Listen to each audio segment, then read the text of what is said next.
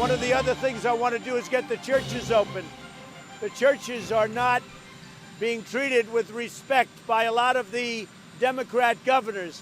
I want to get our churches open, and we're going to take a very strong position on that very soon. That was the president addressing these governors who are suppressing the reopening of many churches across the country. Joining me now with an update on that showdown in Minnesota over the public celebration of masses is Becket Fund senior counsel Luke Goodrich. Luke, thank you for being here. This certainly puts the Minnesota Catholic bishops and Lutheran leaders in a direct confrontation with the state of Minnesota. The governor permitted malls and bars and restaurants to operate at 50% capacity, but he's denying churches the same right. They're restricted to 10 people for indoor worship. Luke, you're part of the team at Becket representing the Catholic bishops. The bishops have announced their own plan. They want to reopen with a third of the capacity in their churches, and they're just announcing they plan to do this. Can they defy the governor on constitutional grounds? Right. The problem in this situation is that the governor has really told religious groups that they have to go to the back of the line when it comes to reopening. Like you said, malls can have large gatherings of people, up to 50% capacity. Tattoo parlors, even restaurants, even casinos are opening, and the governor has said, churches, no more than 10 people. So this is outright discrimination against churches, and it's really not permissible under the First Amendment. If the bishops and parish priests follow social distancing guidelines, why are they not allowed to gather when folks can patronize non-essential, to my eye, non-essential places of business, as you just stipulated, particularly things like casinos? Right. There really is no good reason for the government's policy here. It's even acknowledged that the businesses that the government is allowing to reopen are non-essential businesses, and they're not even treating churches as good as non-essential businesses. And the bishops here, they have reached out to the governor's office multiple times offering plans for reopening. I mean, the bishops, they canceled public masses voluntarily before the governor even issued the shutdown order. So it's not like this is an ill-considered step. They've been ahead of the curve when it comes to loving their neighbors through stopping the spread of the virus. They're simply saying, now that the governor has said businesses are free to reopen and we want commerce, we need to at least treat vital religious services equally.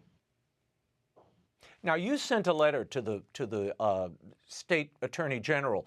Have you heard any response, and how do you expect Governor Tim Walz to respond here? Is he going to arrest pastors and their congregants? We certainly hope not. We hope it doesn't even have to come to litigation. I mean, that's why we haven't filed a lawsuit yet. The bishops have repeatedly reached out to the governor's office to try to get him to work with them.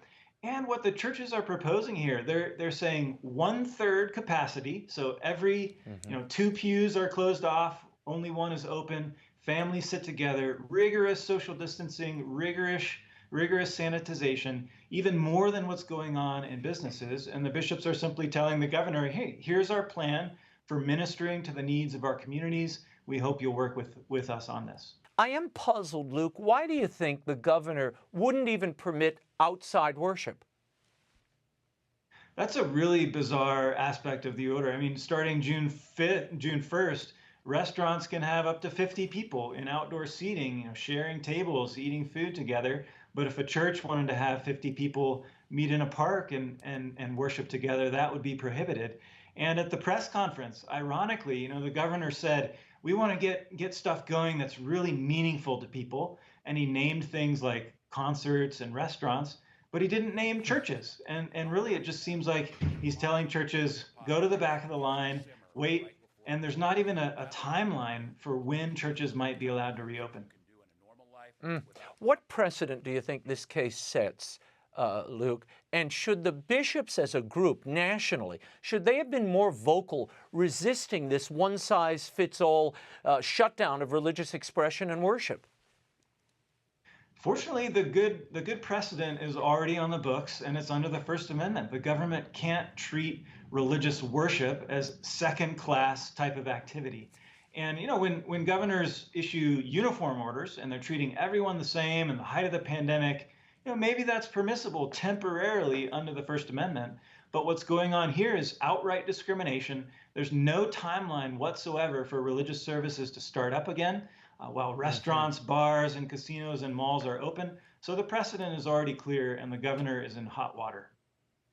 Luke, you know what is going to be invoked, and I saw it 3 days ago, and I thought, there's this case in Houston where a priest and 3 members of his community have come down with COVID. Now masses have been indefinitely canceled at that parish, and they've been operating since the top of May there. Your thoughts on, do you think you're going to get state officials say, wait a minute, we're protecting the health and well-being of our people? Well, the churches are protecting the health and well-being of their people as well. I mean, they shut down before the governor ordered them to voluntarily, and they're only reopening very cautiously. Not every parish is reopening. It's up to each individual parish. This is just permission to reopening. But if they want to reopen, they have to follow very strict social distancing requirements, even stricter than what is already allowed by the governor in businesses all across the state. So if the governor wants to point fingers, he's going to need to point it at the large businesses with large numbers of people that he's allowing to reopen under his order. Luke Goodrich of the Becket Fund, thank you for being with us. Thanks so much for having me.